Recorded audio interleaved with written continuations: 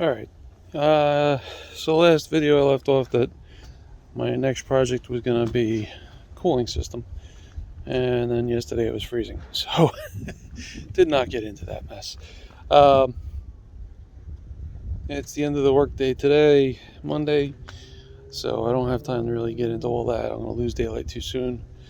I did want to get into one investigation though.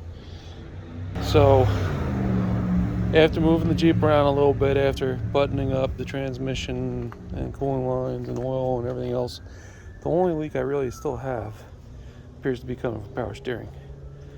And the previous owner didn't seem to know anything about it leaking power steering, but I had some other shots earlier, and you can see that shaft going into the steering box is obviously wet and dirty. The steering box itself is filthy. So I did run out here and spray a little cleaner on it. But I'm going to go ahead and take this little valance cover off permanently. I don't think I'm putting that back on. It's just a couple of bolts, one on each side, and I'll just pull that off. I mean, for what it's worth, the previous owner or somebody at some point did go to the effort to, cut the front lip off of it and kind of make it look like it still fits with this aftermarket bumper. But at some point I'm planning on putting a winch on this bumper, or replacing the bumper and putting a winch on the new bumper. And whichever way that goes, this will just be in the way. You can see it's obscuring those holes, and it serves no purpose. It's purely cosmetic, and the winch will cover pretty much everything that it's covering. So I have no need for anything that's purely cosmetic. So I'm gonna go ahead and figure out what size wrench I need to get that cover off. I'm curious to see if those lines are just loose on the top of the power steering box. So behind here, you can just see those two fittings. That's the high pressure hose from the pump and the return line to the pump. Since this is not set up with any kind of assist cylinder on it, it's just the stock steering.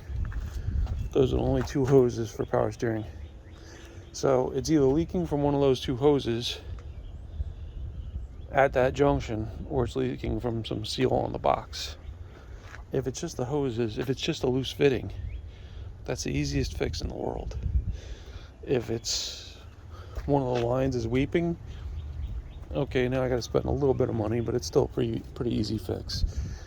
If the box is leaking itself, that gets a little bit more serious. That gets into either replacing the box, rebuilding the box, something along those lines. So I'm gonna get after it. Okay, so we got this cover unbolted. It was 10mm bolts, so just set that aside, and you can see it wasn't doing anything but trapping junk in there. So we get to these fittings.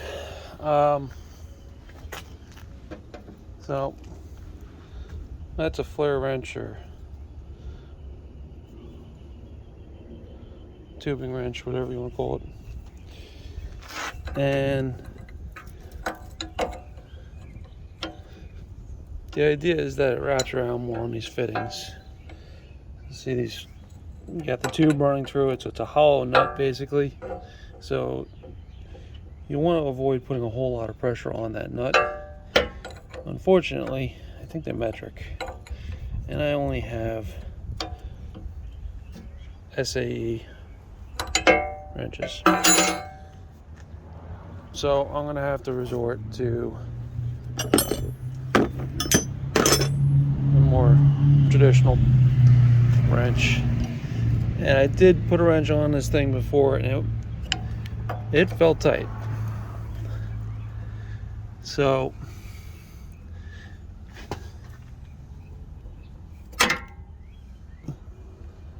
trying to see, I might be seeing some moisture at the bottom of this one, but there's a bunch of junk caked on here. So I think step one, now that I already tried tightening them up and it didn't go anywhere, I mean, I could try the old trick of cracking it loose, giving it a little bit of a wiggle, maybe reaching in there and wiggle the line a little bit just to make sure everything's seated properly, and then snug it back down. I can do that on both of them, but I think after I do that, the next step really is going to be clean it up real good, get all the caked nonsense off there as best as I can, and then see where it's actually leaking. Like, run it, turn the steering wheel back and forth, and actually see it, which is going to be an exercise for another day. So I'm not gonna get too crazy with that. I will hit it with some degreasing cleaner, spray it off real quick. But like I said, it's the end of the day, sun's already going down. It's not quite as cold as yesterday, but it's not warm. So I don't want to be out here playing with water for hours. So that's what I'm going to do. All right, got it a lot cleaner. It's not perfect, but it's a lot cleaner. This line, when I backed it off and gave it a little bit of a wiggle, it definitely moved a bunch, and I think I got it tighter than it was, but we'll have to see. I think there might be O-rings on those. I'm trying to remember. It's been a while since I had the line out on the other Jeep. So if that's the case, there's also a possibility that whoever put these lines in didn't put any lube on the O-ring and tore it when they put it in. Only way I'll find that out is by taking the lines all the way off, and I wasn't ready to do that tonight. So plan is let it dry off, give it a quick wipe off just to make sure that I can see anything fresh, and then run the engine, get some hydraulic pressure in the steering system, and just crank the steering wheel back and forth a bit, force that high pressure line to feed. If one was going to leak, I would think it would make sense for it to be the high pressure one. The return pressure should be much less pressure. But again, if somebody just had the line in a little cockeyed and wasn't tightened all the way down properly, or if the O-ring is torn, the return can easily be leaking also. So until we get a little bit of sunshine and time to play with it, that's it for now. Taking a quick lunch break today. Came out, hooked up the battery, started up the engine, cranked it back and forth on the steering, and after putting some fresh litter down to soak up the mess that the prior run had left. Yeah, not seeing any drips right now. Run a paper towel across the bottom of the pump or the steering box a couple of times, and so far we don't have any fresh drips. I ran it for a good 5 to 10 minutes. We'll go ahead and let it sit, see if anything comes out.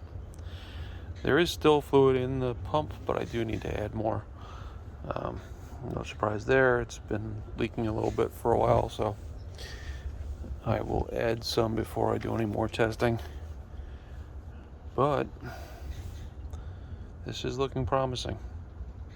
There's definitely fluid in the system. I was able to turn the steering back and forth with no effort with 35-inch by 12.5-inch tires.